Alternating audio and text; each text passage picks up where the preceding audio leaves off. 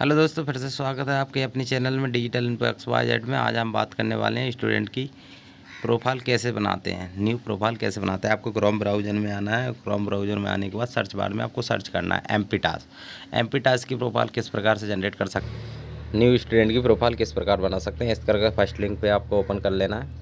MP task search करो, first वाले link पर आपको क्लिक कर देना। आप लॉगिन वाले पेज पे आ जाओगे।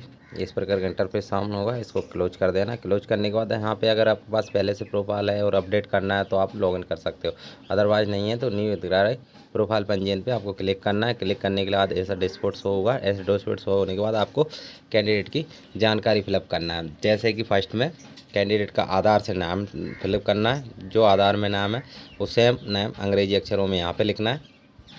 चलिए दोस्तों, मैं लिख देता हूँ। जैसे कि मैंने यहाँ पे इनका नाम लिख देते हैं। इस बारी कॉलम में इंग्लिश में लिखना है, दूसरे कॉलम में हिंदी में लिखना है। हिंदी में इंग्लिश से कैसे कन्वर्ट करना है वो भी मैं आपको बताऊंगा। जैसे कि मैं इस कैंडिडेट का नाम यहाँ पे इंग्लिश में लिख दिया है। आप चाहो तो इस इंग्लिश वाले नेम को कॉपी कर सकते हो। जैसे कि मैंने कॉपी कर लिया। कॉपी करने के बाद एक न्यू टैब ओपन कर लेना है। यहाँ पे आपको इंग्लिश टू हिंदी लिख देना है। इंग्लिश टू हिंदी लिखने के बाद इंटर मार देना है और इंटर टेक्स्ट वाले में आपको वो पेस्ट कर देना। पेस्ट करने के बाद आप देखोगे हिंदी में अपने आप नाम शो हो गया। अब यहाँ पे आपको वही पेस्ट कर देना है, हिंदी वाला नाम पेस्ट हो गया। यहाँ पे जन्म तारीख डाल देना जो आधार में है, वो जन्म तारीख सिलेक्ट करने के बाद यहाँ आगे पिताजी का नाम डाल देना। जो भी पिताजी का नाम आधार कार्ड में लिखा हुआ है वो नाम पिताजी का नाम यहाँ पे फादर्स नेम में आपको डाल देना है। चलिए दोस्तों, मैं डाल देता हूँ। इस प्रकार से आपको स्टेप बाय स्टेप एक एक कॉलम को सही तरीके से भर देना है, जिससे कि आने वाली प्रोफाइल में आपको कोई समस्या या संशोधन करने की आवश्यकता ना पड़े। देखिए दोस्तों, जैसे कि मैंने यहाँ पे आधार के अनुसार आपको पूरी जानकारी फिलअप करना है बारी बारी से। इनके फादर्स का नाम देना है, मेल फीमेल देना है यहाँ से कैंडिडेट का। और यहाँ पे आपको मकान नंबर हो तो मकान नंबर दे सकते हैं, अदरवाइज़ आप गांव या विलेज से हो, शहर है कस्बे से हो, तो इस प्रकार से आपको जानकारी फिलअप करना है। जैसे कि इनका गाँव का नाम डाल देता हूँ मैं तीनों कॉलम में। जैसे कि जी गाँव से आप शहर या वार्ड, आपका सेक्टर जो भी लगता है आप वहाँ का एड्रेस फिलअप कर सकते हैं। जैसे कि ये भर दिया। और सिटी आपका डिस्ट्रिक्ट का नाम डाल देना। पिन कोड आपको डाल ही डालना। अगर ग्रामीण हो तो ग्रामीण, अगर शहरी हो तो शहरी पर टिक कर देना। जैसे कि ये ग्रामीण है तो मैं ग्रामीण पर टिक कर देता हूँ, अगर शहरी होते तो शहरी पर टिक कर देते। फर्स्ट वाले में आपको जिला सेलेक्ट करना है, सेकंड वाले में आपको ब्लॉक सेलेक्ट करना है, थर्ड में आपको पंचायत सेलेक्ट करना है जिस पंचायत से आप हो। जैसे कि ये कैंडिडेट कौन सी पंचायत में से रहता है, कौन सी पंचायत का है, उस पंचायत को आपको सिलेक्ट करना है। और फोर्थ नंबर में आप जिस पंचायत के कौन से गांव में आता है वो गांव सेलेक्ट कर देना है। जैसे कि गांव का नाम सेलेक्ट कर दिया।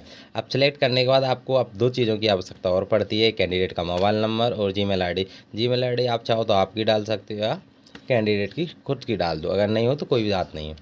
आप इस प्रकार से इसको फिलअप कर सकते हैं। जैसे कि यहाँ पे कैंडिडेट का मोबाइल नंबर डाल देते हैं। मोबाइल नंबर डालने के बाद फिर भी आपको वैवाहिक स्थिति में जाना। वैवाहिक स्थिति में अगर वो शादीशुदा है तो मैरिड करना है, अगर सिंगल है तो सिंगल कर दो, कोई दिक्कत नहीं है। और जीमेल आईडी में आपको जीमेल आईडी डाल देना है। कैंडिडेट की हो तो कैंडिडेट की, नहीं अपनी हो तो अपनी डाल देना। और यहाँ पे जाति प्रमाण पत्र का नंबर डाल देना पूरा देख के आपको। और जिस डेट में जारी हुआ है जाति प्रमाण पत्र वो डालना है। और यहाँ पे धर्म सेलेक्ट करना है। अगर अनाथ हो तो आप एस कर देना, अगर नहीं हो तो नो कर देना और इसको सबमिट कर देना। जैसे सबमिट करते हैं तो इस प्रकार का पोर्टल सामने आता है। सामने आने के बाद जाति प्रमाण पत्र की पूरी डिटेल्स हो जाती है। डिटेल्स होने के बाद यहाँ टिक मार्क कर देना। टिक मार्क करने के बाद सुरक्षित और सबमिट करके आगे बढ़ जाना। आगे बढ़ जाने के बाद यहाँ कैंडिडेट की समग्र आईडी दे देना है। एक कॉलम में परिवार आईडी देना है, एक कॉलम में हितग्राही की आईडी देना है। यानी कि एक कॉलम में कस्टमर की 9 अंक की आईडी डालना है और एक कॉलम में 8 अंक की परिवार आईडी डालना है। इस प्रकार से आईडी डाल देना है और उसको सबमिट और नेक्स्ट कर देना है। जैसे कि समग्र से आपको पूरी जानकारी प्राप्त की जा सके। जैसे कि इस प्रकार से आपको देख लेना है। दोनों कॉलमों में आईडी अगर पहले से ऑलरेडी भरी आ रही है तो कोई दिक्कत नहीं आ रही तो आप अपने हाथ से टाइप कर सकते हैं। 9 अंक की आईडी करना है हितग्राही की आईडी में और 8 अंकों की आईडी परिवार आईडी में डालना है और सबमिट कर देना। इस प्रकार से जैसे सबमिट करेंगे तो कैंडिडेट की समग्र आईडी से पूरी डिटेल सामने हो जाएगी। समग्र आईडी से पूरी डिटेल्स होगी। डिटेल्स होने के बाद टिक मार्क करना है और सुरक्षित सबमिट कर देना है। इस प्रकार से आप देख लेना कैंडिडेट की पूरी डिटेल सही है। उसके बाद सबमिट कर देना और नेक्स्ट कर देना। नेक्स्ट करने के बाद अब इसको फिर से सुरक्षित कर देना है। आपको नेक्स्ट बढ़ जाना। नेक्स्ट बढ़ने के बाद यहाँ पे अगर आपके पास कुछ है तो यहाँ पर डाल देना, नहीं है तो नो कर देना है। ठीक है, हाँ, यहाँ पे अपने पिताजी का नाम डालना है और ऊपर आय के स्रोत में आपको आय डाल देना है 36,000 रुपये जो भी है आपकी। यहाँ पे आपके फादर्स का नाम डाल के ऐड कर देना और इसको यहाँ से कंटिन्यू कर देना है। यहाँ पे मध्य प्रदेश वाले कर देना है और यहाँ पे आपका जो ब्लॉक लेवल का स्थान है उसको यहाँ पे सिलेक्ट करके और आगे बढ़ जाना है। आगे बढ़ने के बाद सुरक्षित और सबमिट कर देना है। इसको सुरक्षित कर देना है। सुरक्षित करने के बाद नेक्स्ट आ जाना है। इस प्रकार से यहाँ पे लास्ट वाला पेज आ जाएगा। यहाँ पे आपको कैंडिडेट का पासवर्ड बनाना। पासवर्ड बनाने के लिए पहला लेटर आपका कैपिटल में होना चाहिए, सेकंड आपका वर्ड में होना चाहिए, $, वगैरह जो भी लगा सकते हो, बाकी 1 2 3 न्यूमेरिकल में होना चाहिए। इस प्रकार से आप पासवर्ड जनरेट कर सकते हो। पासवर्ड बनाने के बाद आपको समय से यहाँ टिक मार करना, टिक मार करके और इसको सबमिट कर देना। सबमिट करने के बाद आपका पासवर्ड सेव हो गया और ये कैंडिडेट की प्रोफाइल आईडी आ गई। यहाँ प्रोफाइल आईडी को आप कॉपी कर सकते हैं। कॉपी करने के बाद इस प्रकार से आप कॉपी कर लेना या नोट डाउन कर लेना रजिस्टर या पेन में और इसको लॉगिन कर देना है। यहाँ पे कैंडिडेट का लॉगिन आईडी डालना है, तो आईडी डालते हैं, आईडी को ऊपर पेस्ट कर लेना है। यहाँ पेस्ट नहीं होगी, पेस्ट करने के बाद आप टाइप कर सकते हैं। टाइप करने के बाद पूरा रजिस्ट्रेशन नंबर आपको टाइप कर लेना अच्छी तरीके से। टाइप करने के बाद नीचे वाले कॉलम में आपको पासवर्ड डालना है, जो भी आपने वो पासवर्ड बनाया था कैंडिडेट का, वही पासवर्ड यहाँ पे आपको फिलअप कर देना है। इस प्रकार से फिलअप करने के बाद फिर इसके बाद आपको कैप्चर सबमिट करना है। कैप्चर डाल देना, जो कैप्चर आपके सामने शो होगा वही कैप्चर आपको यहाँ पे दर्ज करना है। कैप्चर दर्ज करने के बाद फिर से लॉगिन करते हैं। लॉगिन करने के बाद इस प्रकार से आपके सामने इंटरफेस शो होगा। शो होने के बाद इसको नो कर देना। नो करने के बाद यहाँ कैंडिडेट का आधार डाल देना। आधार डालने के बाद कैप्चर डालना। कैप्चर डालने के बाद टिक मार करना। टिक मार करने के बाद फिर आपको KYC इसकी कंप्लीट कर लेना। KYC कंप्लीट करते हैं। चलिए दोस्तों, इस प्रकार से आपको बारी बारी से कंप्लीट करना KYC पूर्ण होने के बाद आपको प्रोफाइल जनरेट हो जाएगी। प्रोफाइल का प्रिंट आउट ले सकते हैं। प्रिंट आउट लेने के साथ साथ आप चाहो तो यहाँ से स्कॉलरशिप का फॉर्म भी भर सकते हैं। पूरी प्री मैट्रिक पोस्ट स्कॉलरशिप का फॉर्म भी आप इसी पोर्टल से भर सकते हैं। तो इसी प्रकार से आपको कैंडिडेट का आधार नंबर देना, आधार नंबर देना, कैप्चर देना, टिक मार करना और 1 टाइम अगर कैंडिडेट का आधार नंबर मोबाइल नंबर से लिंक से है तो यहाँ पे 1 टाइम आपको OTP भेज देना। OTP यहाँ सबमिट करके वेरीफाई कर देना और कैंडिडेट की प्रोफाइल जनरेट हो जाएगी।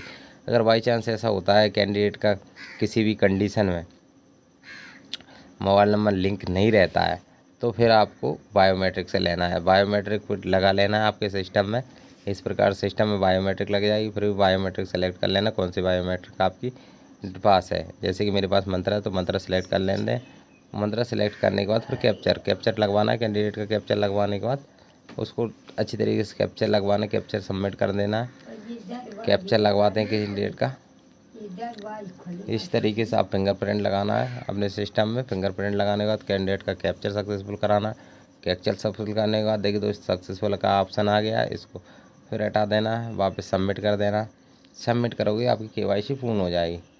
नहीं दोस्तों, KYC पूर्ण होने के बाद फिर आपके KYC पूर्ण होने के बाद आप प्रोफाइल का प्रिंट आउट ले सकते हो। देखिए दोस्तों, इसको क्लोज कर देना है। चलिए क्लोज करते हैं। क्लोज करने के लिए माय प्रोफाइल में आते हैं। देखिए दोस्तों, माय प्रोफाइल वाले ऑप्शन में आपको आ जाना है। इस प्रकार से माय प्रोफाइल वाले ऑप्शन में आ जाते हैं और प्रिंट प्रोफाइल डिटेल्स वाले ऑप्शन पे आपको टिक मार देना। देखो, प्रिंट प्रोफाइल डिटेल्स वाले ऑप्शन पे टिक मारोगे ना तो आपकी प्रोफाइल आपके सामने शो हो जाएगी। इस प्रकार से आपकी प्रोफाइल आपके सामने शो होगी। अब करना क्या है दोस्तों, इसी प्रकार से इस प्रोफाइल को आप प्रिंट आउट निकाल के कैंडिडेट को दे सकते हो या अपने पास रख सकते हो या उसके स्कूल में आप जमा करवा सकते हो। चाहो तो आप PDF डाउनलोड यहाँ से कर सकते हो। इस प्रकार से ये प्रोफाइल आपके सामने बन के जनरेट होकर कंप्लीट हो जाएगी। अब इस प्रोफाइल का प्रिंट आउट आपको स्टूडेंट को दे देना है। ठीक है दोस्तों, इसी प्रकार से आपकी प्रोफाइल जनरेट हो गई। अब यहाँ से आप चाहते हो तो 9, 10, 11, 12 के स्टूडेंटों का आप स्कॉलरशिप का फॉर्म भर सकते हो। यहाँ पे टिक कर देना अगर आप फॉर्म भरना चाहते हो ना, तो यहाँ पे टिक कर देना है स्टूडेंट के स्कॉलरशिप वाले फॉर्म पे और अप्लाई फॉर्म नाउ पे इस पर क्लिक कर देना है। जैसे ही आप क्लिक करोगे तो यहाँ फ्रेशर है तो फ्रेशर कर देना है। जो भी आप कैंडिडेट हो CR के एरिया सेलेक्ट कर लेना, जो क्लास में उस क्लास का सिलेक्ट कर देना। आपको जैसे 9th में हो 9th, 10th हो 10th, 11th हो 11th और 12th हो तो 12th।